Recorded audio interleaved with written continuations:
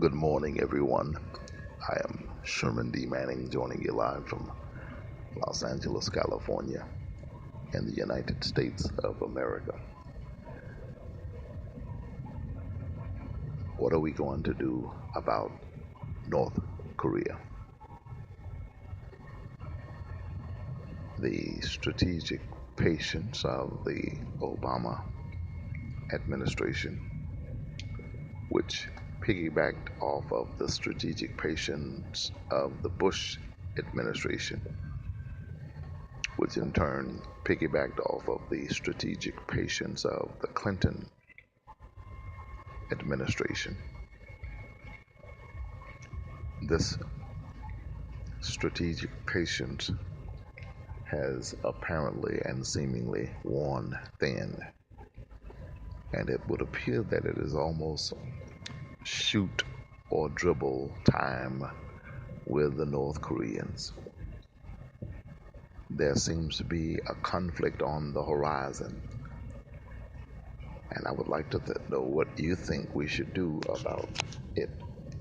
Should we engage in a preemptive strike, which will definitely lead to a nuclear showdown?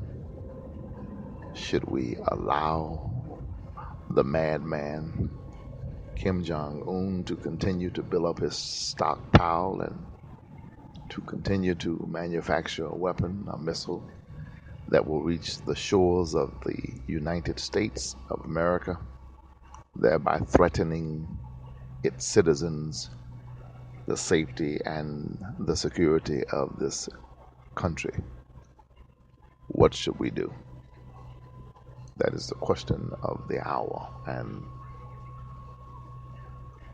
what do we do when the person who is at the helm of our ship right now is a person that many of us don't trust to be wise, to be cunning, to be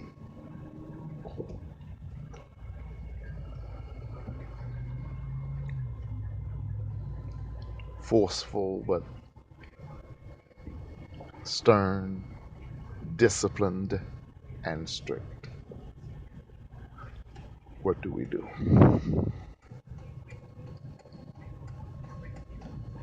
The person at the head of the United States government at this juncture is a person who no doubt colluded with Putin in order to be the president of this great country.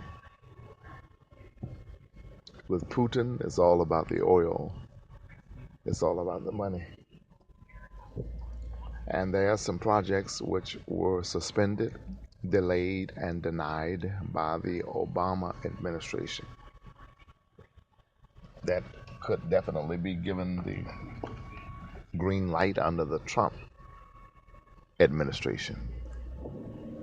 And we could see a lot of changes and a lot of money could be made by not only Trump's personal companies and offshoots of his companies and friends, but by Putin and a lot of wealthy people in Russia. What do we do? We have an interesting conundrum with Russia. On the one hand, most of us consider Russia to be our chief enemy, our strongest adversary and foe. And on the other hand, Russia's president seemed to have been enchanted with Trump prior to the election. And make no mistake about it, I didn't buy the flattery and the few nice words that Putin did say about Trump, which were then in turn embellished by Trump. I didn't buy them.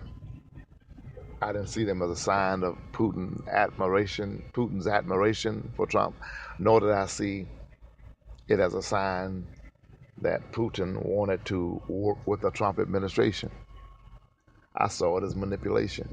I saw him manipulating Trump, and it worked. And Trump, be not deceived, is not a very smart man, and he's definitely not brilliant. And some people say, well, how do you get where he is?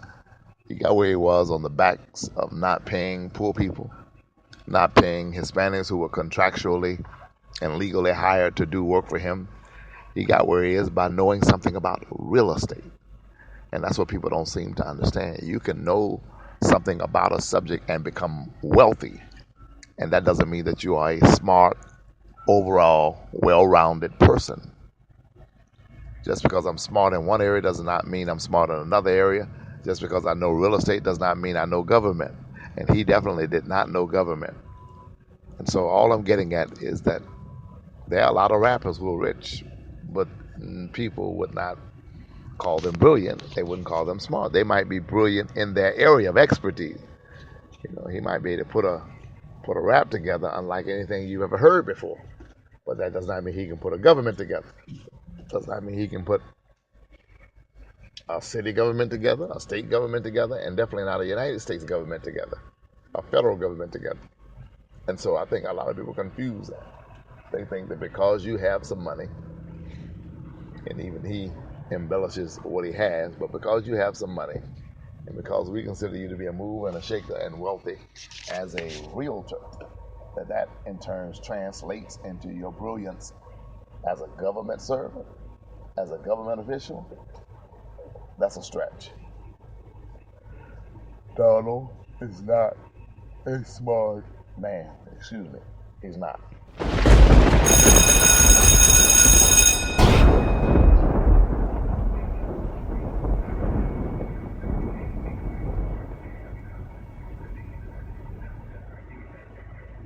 You all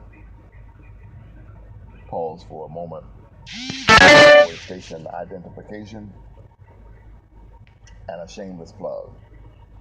Join me tonight at 5857 South Central Avenue, Los Angeles, Suite 1809011, where Yes We Can Worship Center will be worshiping at 7 o'clock p.m. tonight.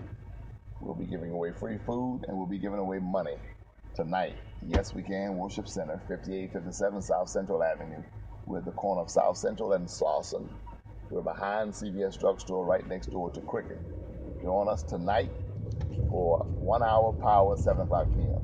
You'll be glad that you came. Yes, we can.